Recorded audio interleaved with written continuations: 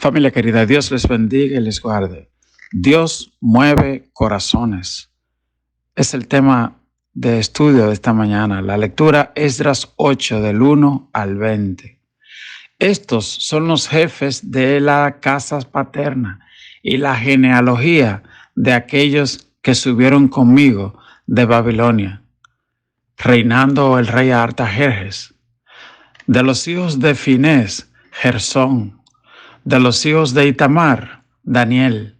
De los hijos de David, Atús. Y déjeme explicarle un poco de lo que vamos a estar leyendo en el día de hoy. En el libro de Esdras se narra dos expediciones que regresaron de Babilonia a Jerusalén. Les recordamos que a principio del libro de Esdras dice que Dios había movido el corazón de aquel rey que no era israelita, pero él de repente tiró un decreto diciendo: si hay alguien aquí de Israel que quiera volver a edificar la casa de Dios, vuelva y edifique la casa del Dios de Israel. Él es el gran rey.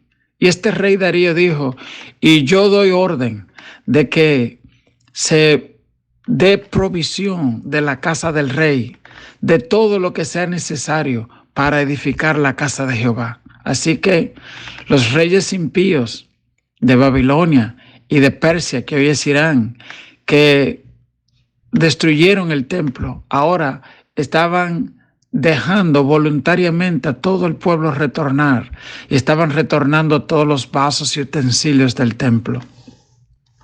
Alguien dijo una vez: la verdad es como un león que se defiende solo.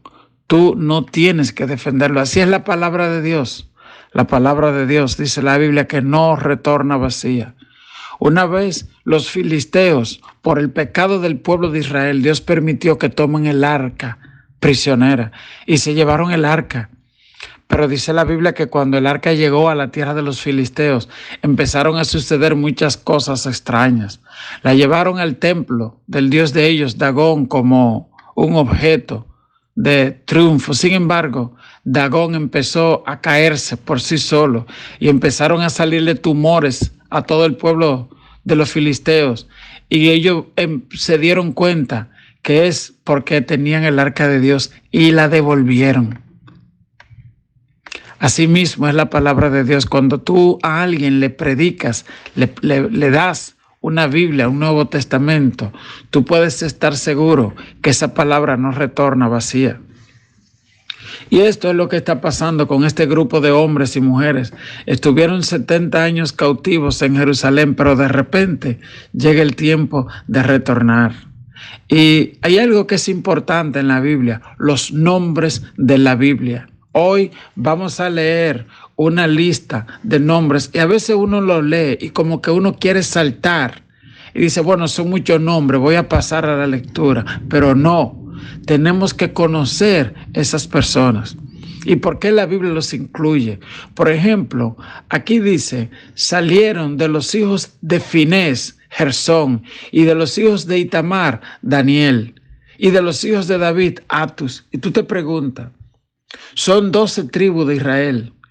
Y Esdras escoge iniciar primero con la descendencia sacerdotal, con la descendencia de los hijos de Aarón, y luego con la descendencia del rey David.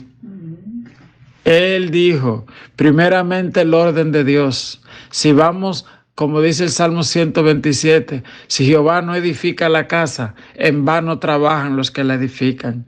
Esdras dijo: yo no voy a construir una casa ni una nación donde no esté Dios de primero. Y él, los primeros nombres que menciona son los nombres de Finés. ¿Y quién es Finés? Finés no es cualquier persona. Si usted lee en el Salmo 106 va a ver que dice: y se levantó Finés e hizo juicio. Lo que pasa es que cuando el pueblo entero de Israel se corrompió y el mismo Aarón permitió aquel pecado. Dice la Biblia que cuando Moisés descendió y vio que todo el pueblo se había desviado y tiró la tabla de la ley, él hizo una pregunta. Moisés dijo: ¿quién está por Jehová? Y dice la Biblia que los levitas dieron un paso al frente y dijeron: nosotros no estamos de acuerdo con esa sinvergüencería. Y uno de ellos, muy destacado, fue un hombre llamado Finés. Cientos de años después, cuando el pueblo de Israel tiene que regresar de Babilonia, y yo quiero que usted me entienda, si tú te vas de un país a otro y ya tú vives 70 años, de un país relativamente pobre y medio destruido como era Jerusalén en ese tiempo, a un país muy próspero como era Babilonia, mucha de esa gente prosperaron. El mismo Daniel era un hombre ya muy próspero. Y la gracia de Dios, aún en cautividad, los hizo prosperar mucho, pero de repente ahora había un llamado para regresar a Jerusalén, a reedificarla, a una ciudad destruida. ¿Quién iba a estar dispuesto? Así es el llamado de Dios. Dios nos llama y nos hace dejar muchas veces nuestras comodidades, poner a un lado nuestros propios deseos para servirle. Y yo como que me parece escuchar de nuevo la voz del anciano Moisés preguntando: ¿quién está por Jehová? Aleluya. Una vez más, Dios pregunta: ¿quién está por Jehová? ¿Quién está dispuesto a servirle, a responder a su llamado? ¿Quién está dispuesto a pasar de un oyente del devocional de cada mañana a decir: mi casa y yo serviremos a Jehová?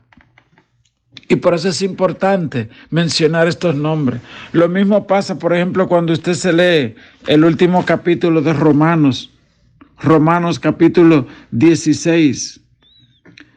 Pablo termina diciendo: os saludan Timoteo, mi colaborador, Lucio, Jasón y Sosípater, mis parientes.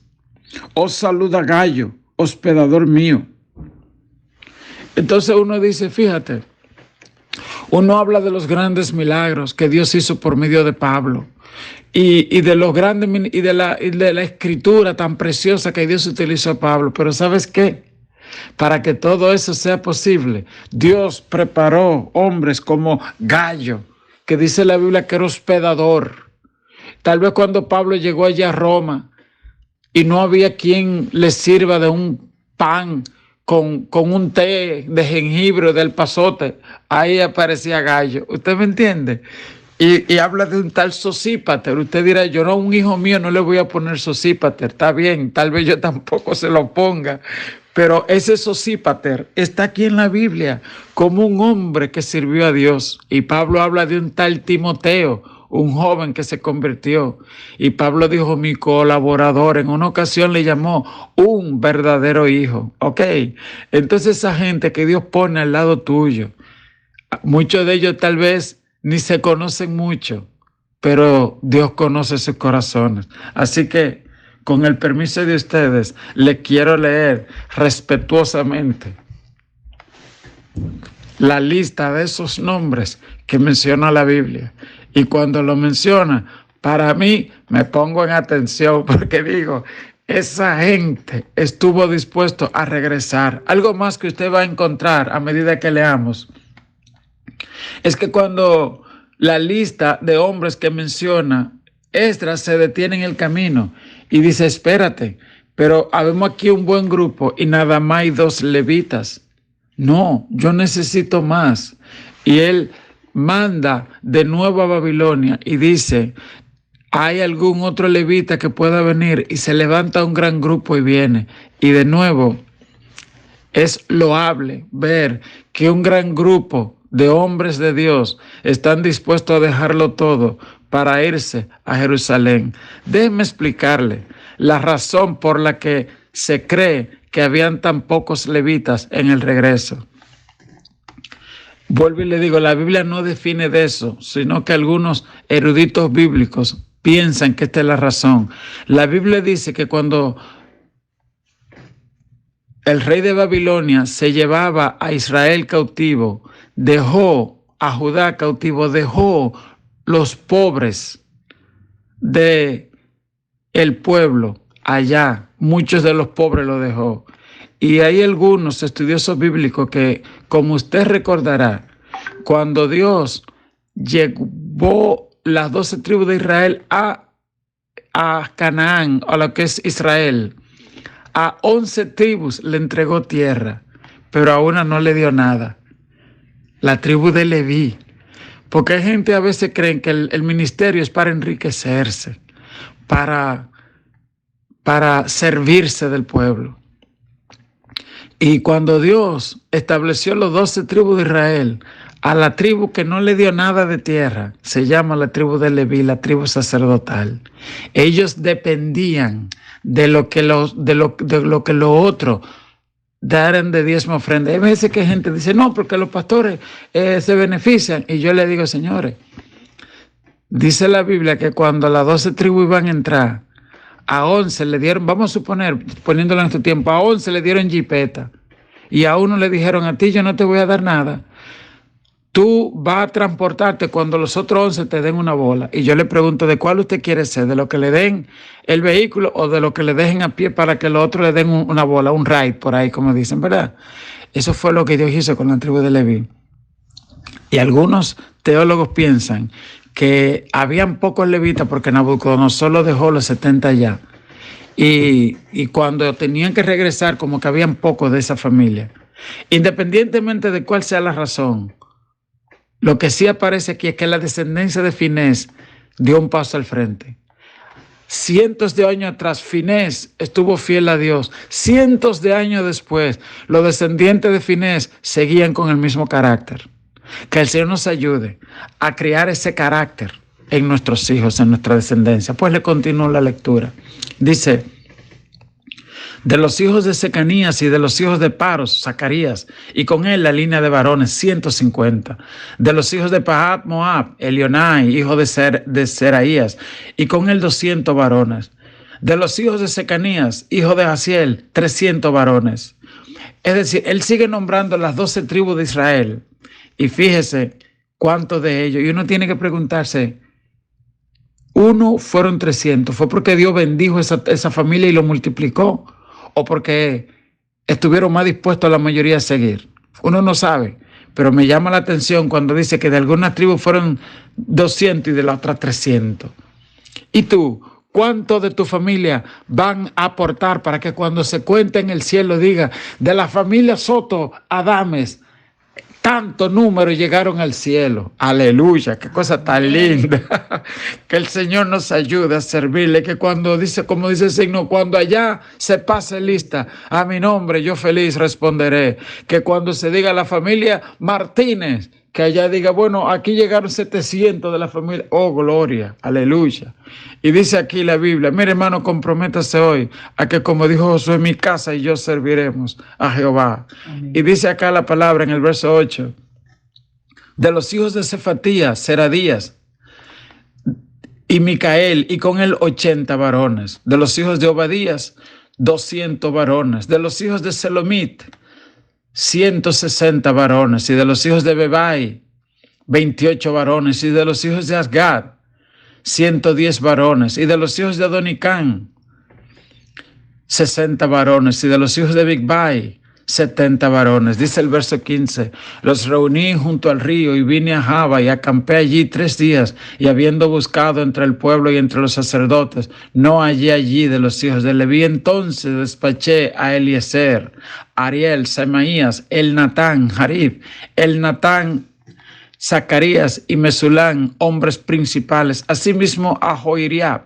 y a Elnatán, hombres doctos. Fíjese cómo dice, uno era principal, el otro era un hombre docto, entendido, sabio, prudente. Él sabía lo que hablar.